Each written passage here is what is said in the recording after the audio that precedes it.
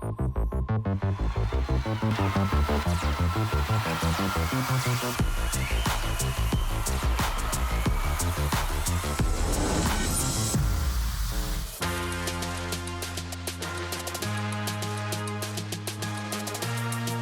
ora whānau, welcome back to Netball Zone.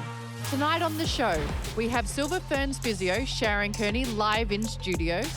We sit down with Te Huinga Selby-Rickit and talk about her transition into the tactics coaching team. And we'll recap another exciting round of the ANZ Premiership. Tēnā koutou katoa, no mai haere mai to another episode of Netball Zone. Courtney, Tairi, Cruz, Tangira. It's great to have you all joining us here this evening. Well, Cruz, kia ora, ke te pēhea koe?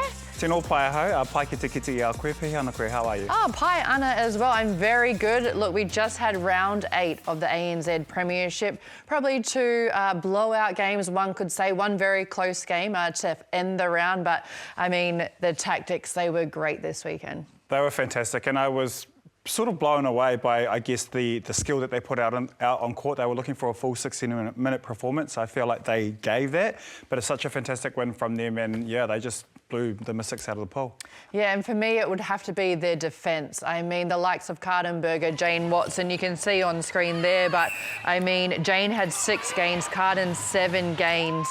And they, as you said, they were just phenomenal. 26 games as a team as well, and just the pressure that they were putting on those feeders, it was so difficult to get the ball into the Mystic shooters. I think we saw about 2 or 3 rotations of shooters for that team, but just right throughout the court, they were so strong, and the connection was there, and they're just getting better and better each round.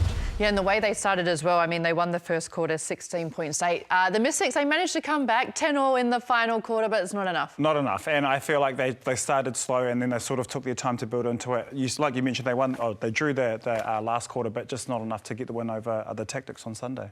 Now, the Magic. They beat the Stars. It ended up being close in the end on Monday night, but I tell you what, fantastic were the Magic shooters, the likes of Amelia Ekanasio, Saviour Tui. I don't know how you stop these two. Well, I feel like this pairing is probably the most exciting pairing throughout the ANZ Premiership. I mean, Saviour Tui, she's always falling out of court and getting those sort of layup shots in, but the smarts, the control of Amelia Ekanasio, her timing, I was so impressed by her timing and her ability to open up the space.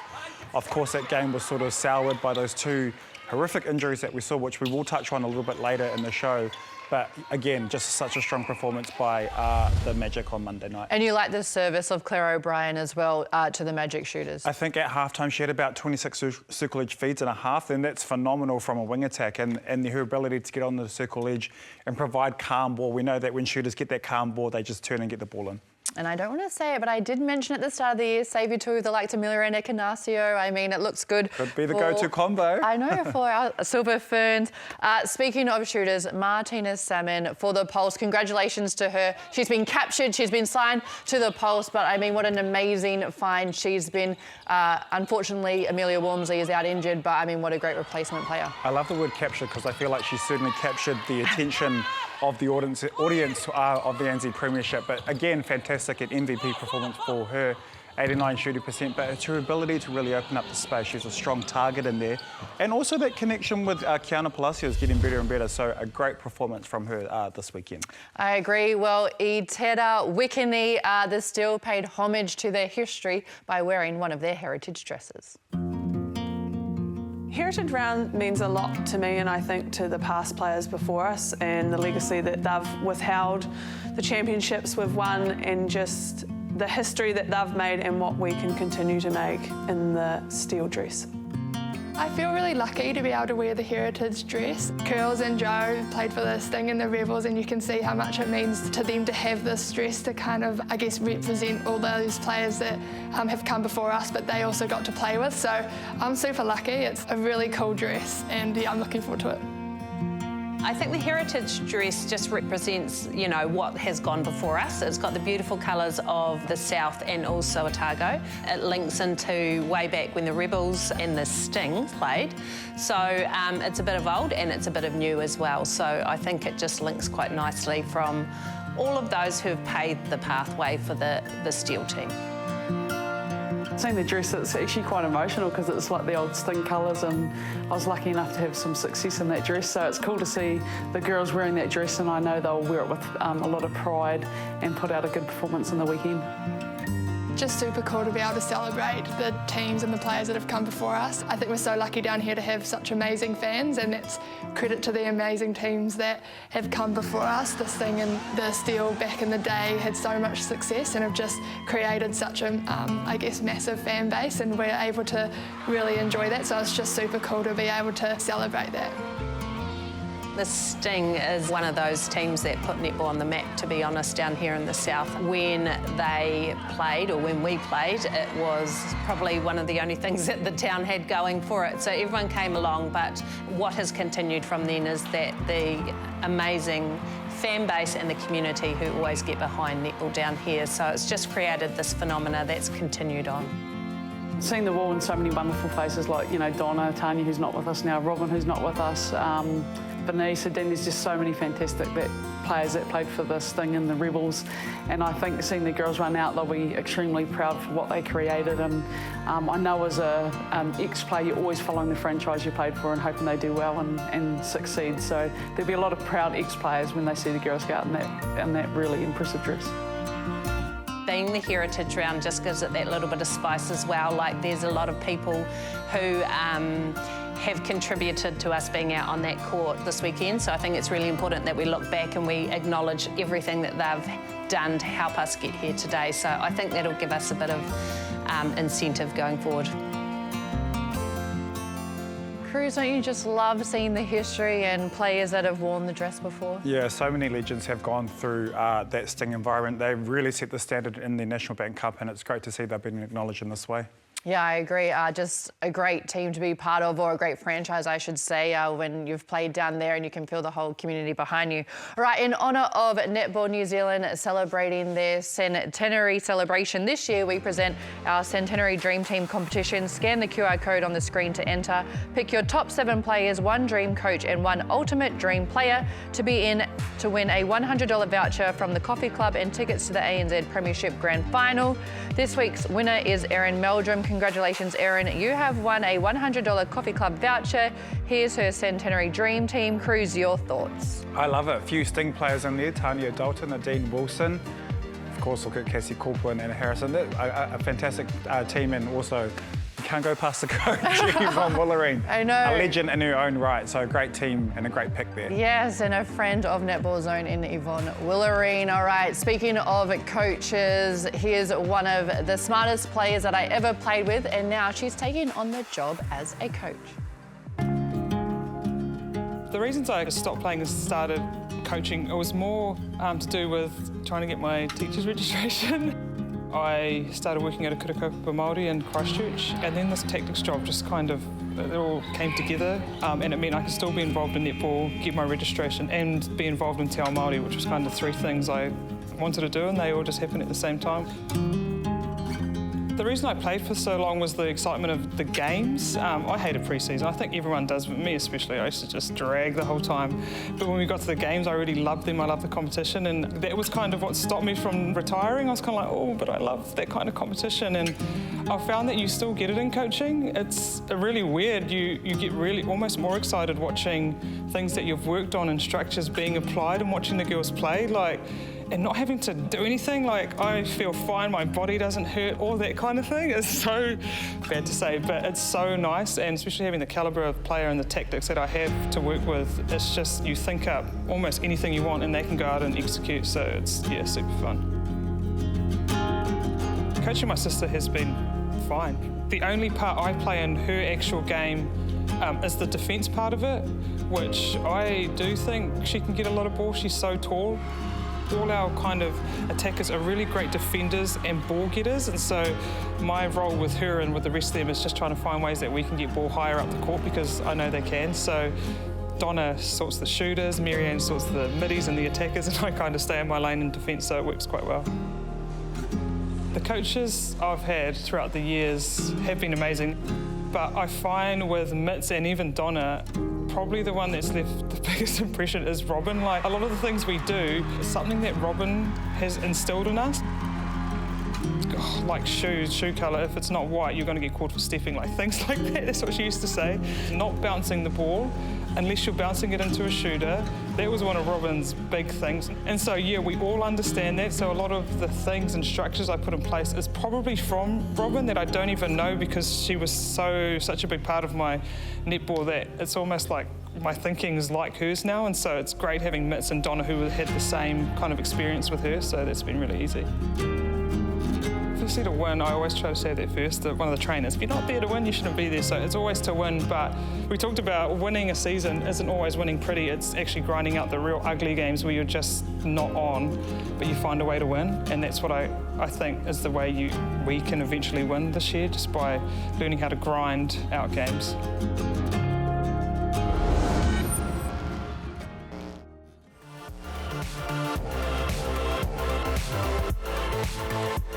No, my hooky, my time now to welcome in our manihiri, our guest for the show, Sharon Kearney, Ferns Physio. Shaz, thank you so much for joining us. How are you? Kia ora, I'm great, thank you. And thank you very much for having me. I feel very privileged to be sitting on your couch this evening. I think we're the privileged ones to have you here this evening. Thank you for being here. Shaz, as I mentioned earlier in the show, the game on Monday night soured by those two injuries, Tamila Rioli-Buchanan, Ali Wilshire. What was your initial thoughts when you saw that? Any injury is a devastating injury, and especially when players are removed from the court in a wheelchair or carried off. So that's a reflection of the degree of the injury. I think the thing that we need to understand is our players are fitter, faster, stronger, but we need to continue to make them safe. And sometimes when we look at some of the decision making and some of the movements that they try to do on the court probably aren't as safe as what they could be. And that's our role, whether it be physios, sports scientists, coaches, to help them understand that it's important to be safe on the court. Jump well, land well. Now, for some of you who may not know, I know Shaz very well from all my injuries. We spent a lot of time together, and a word that got thrown around, Sharon, with me was reckless, quite reckless with my body, and probably making better decisions like you just said. But I mean, I guess it's that fine line when you're an athlete. Do you go for this? Do you not go for this? But then it does come down to getting the calls in the basics right. That's exactly right. And, you know, for someone like yourself, Courtney, if you saw a ball, you went for a ball. You weren't necessarily thinking about the consequences in the end game. It was the ball. And we understand that, especially in tight games, especially in teams where they're really fighting to get that win. So they will make decisions. So therefore, how can we help ensure that when they understand they're going for a game, they need to think about the landing, they need to think about the consequences sometimes when they, at that end, yeah. So it is a challenging space, but our game is super hard on knees, we know that, and the evidence tells us that. And we know that ACL injuries, we've probably got the most demanding sport when it comes to ACLs, so we're constantly working with our coaches, our athletes, our Netball Smart program to try and prevent some of these injuries. Now, the list of injuries continues to grow and grow and grow, not only here in New Zealand, but also in Australia. But how can we sort of prevent this from happening? It's really hard to understand why we've got such a big injury rate this year, but we're working really closely with the franchises. We work with community netball around our Netball Smart programs, which is all about performance enhancement and injury prevention. So we're working really hard in this space, but we need to reflect on this year, so will SSN, because when you know better, you need to do better. So when we look at what's happened this year, we need to look at what we can put in place next year. In saying that, sometimes you'll have freak years where if we look at the injuries we've had, a lot of them have been acute injuries where someone's stood on someone's foot, someone's got under their landing space. They're challenging to prevent, but we still need to be working hard in that space. Now, you've been the Ferns Physio for over 20 years. So what's that been like for you, and I guess some of the challenges that you've had? I suppose, you know, we've had some significant injuries and ACLs in pivotal years, as you would know. I think Casey Kopua's injury 10 months before the World Champs when she ruptured her patella tendon was probably one of the most challenging injuries I've ever had to deal with. Spoke with some sports medicine physicians who told me that there is no way that Casey was ever going to get back in time in 10 months. But they didn't know Casey. We set up a great team around her. We contracted a fantastic physio in the Waikato, Ronnie Thompson, who is quite exceptional, and those two worked really well together. Just looking at this vision, and a warning to everyone, it is quite graphic, but how much of your role, Sharon, is also supporting these players as they're going through this extreme emotion of trauma, of pain? as well as treating them for the injury that they've just sustained? That moment there is really challenging to make them feel any better, because she knew that she'd done something significant. But I think the important thing is they understand their injury. We put the support crew around them, which would be sports medicine physicians, surgeons, S&C psych. So we have a team around them, and we help that athlete progressively move forward, and we develop a really good plan for them so they understand their milestones and they understand where they're going and what they need to achieve to the move to the next phase. So it's quite a big job when you've got a significant injury. Well, where Casey was going was to the 2015 World Cup. So what was that like, and how long was her rehab? So her rehab was 10 months, and for a patella tendon rupture, that's exceptional. That's why the sports medicine physician said there was no way she was going to be there. So ordinarily it would take longer than that, but Casey really drove herself really well, did everything she needed to do, and she got there. And bar one quarter, we beat Australia 7 quarters out of 8, but we still didn't walk away with that cup, unfortunately. Just quickly, just staying on Casey Sharon, when players sustain injuries overseas, are they treated locally in that country, or are they brought home and then treated back here in New Zealand? As you may well have seen, Dr. Mark Fulcher was with us. So we have our doctors, and Mel Parnell was with us when we were at the World Cup. So we take our support team, we communicate with our surgeons and our colleagues back here, and we bring them home. It's really important if they have a significant injury that they come home to their whānau and they're surrounded by their support people. So we don't, unless it's something super acute, they don't have the surgery there. They come home to set up the rehabilitation back here. Speaking of World Cup, Grace Mweki, she got an injury at our last World Cup. So what was that diagnosis, and what was that like? This right here, you could see the footage.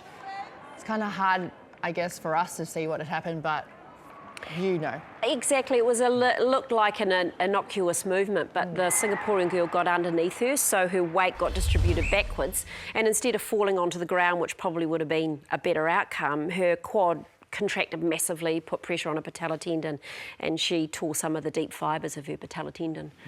Yes, right. Another topic that I want to get into is female athletes, our health, our well-being, and also our menstrual cycle and how that can affect us as athletes, because I was one and I went through it all, but without probably the knowledge that is now out there today. I think historically research was done on males because females were considered difficult to do research on because we've got changing hormonal profiles. So back in the day, we didn't know as much as we know now. Now we do know more, so we need to do better. So we understand that the female athletic health profile is really important, hormonal profiles. We know that the menstrual cycle is a barometer of health and well-being. So within Netball Smart, we've developed Smart Health.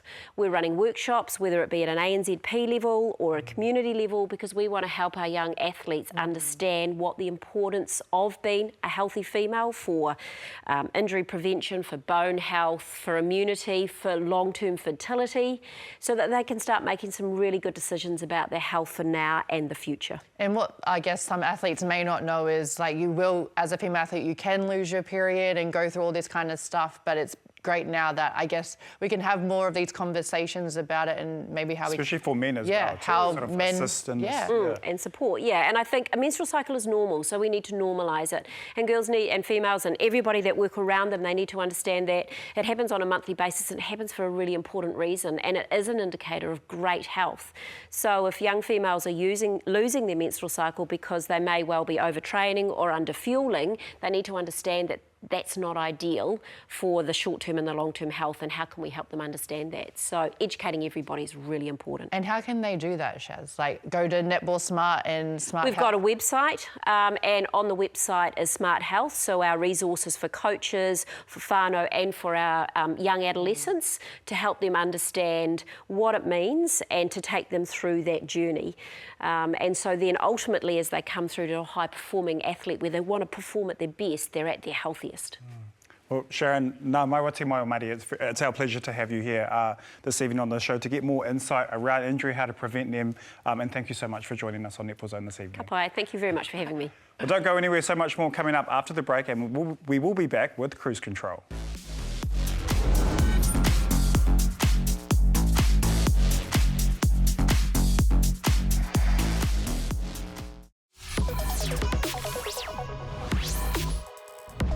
Hello and welcome to a new season of Cruise Control, a segment where we teach you tips, tricks and rules of netball.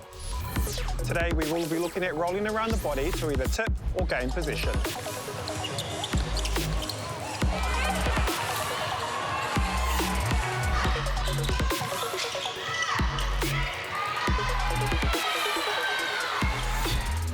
As the defender, you must be sitting square on the shoulder of the attacker and forcing them and the pass into the space of where you want them to go.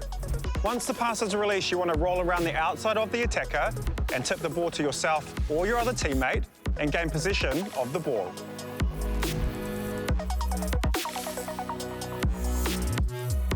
We love it, Cruz. So good. One of our favourite segments, unfortunately, no The favourite. The favourite. That's why there's no E-News this week. No. E-News will be back next week. Right, Cruz, we're up to round 9 of the ANZ Premiership. It's gone by so quick. I know. The Stars versus the Steel this weekend, this Saturday at Pullman Arena. The Stars, can they get their first win? I'm going to put it out there and say yes, they can. I said it yesterday in an interview I was doing. I think the Stars by 4, and I just think, I believe because of the injury to Mila, that's enough motivation for them to really come out strong and get their first win for the team. Of course, they need to fix those little things like those connections down the attacking end and making sure they have 2 options to the ball. But I believe, you know, what they've got in the tank so far is enough to get them over the line. However, the Steel will be a tough opposition for them. Yeah, I think so too. And the Steel coming up, they'll definitely want to get a win on the board against the Stars. All right, the next game of round 9 is Magic at home to the Tactics. The Magic, they celebrate their 25th birthday. It'll be down in Kirikiriroa. I mean, this is probably going to be my match of the round, Cruz. Yeah. I'm looking forward to the likes of Miller and Ekanasio, Saviour Tui up against Jane Watson, Cardenberger. I mean, can't wait to watch them all go to battle. Go to battle, and also the Tactics only won by 1 point the last time these two teams met. So, you know, the intensity is going to be so high in this game. Look for the likes of Edina Makaire to really disrupt the attacking end for the Tactics, but likewise down the other end, as you mentioned, Coco, huge matchups right throughout the court. Yeah, can't wait for that one. And then on Monday night, we head to Porirua, where the Pulse will be at home to the Mystics. The Mystics, they need to bounce back, don't they? They've been in a bit of a lull lately, whereas I feel like the Pulse, even though due to all the injuries, they just keep rolling. As we said, they've captured Martina Salmon. She's been outstanding. Tough for the Mystics to go down there, but if they could do it. Now's the time to do it and to just play some good netball. Phoenix Karaka spoke in the post-match interview on Sunday that they weren't playing happy netball. I just want to see them have fun, because when they have fun, they tend to play some really, really good netball, and it's pretty to watch as well. Yeah, well, let's have a look at the ladder. Pulse and Tactics, they're even on top. The Mystics just sit above in 3rd position. Star and the Steel, they're at the bottom. They're on the same points, though. The Stars, they're hanging in with those bonus points. The Magic, though, they could jump up too if they get that win, Cruz. I think they might. I think they might jump up. You know, they're only 3 points behind the Mystics. Sorry, 2 points behind the Mystics. So expect to see some shifts in that ladder come next week. And you'll be working on the Magic game Magic and this Tactics. weekend. Can't wait for that one. Yep. Ooh, do I ask you now? Do I put you on the spot? Do I get you to call it? Okay, I'm going to do it. Tactics by 2. Ooh, no, I'm going Magic for their 25th birthday. They'll have some of their stars of the past playing. Thank you so much for joining us. Kia pai te po. Have a great night. Cruz, thank you as well. And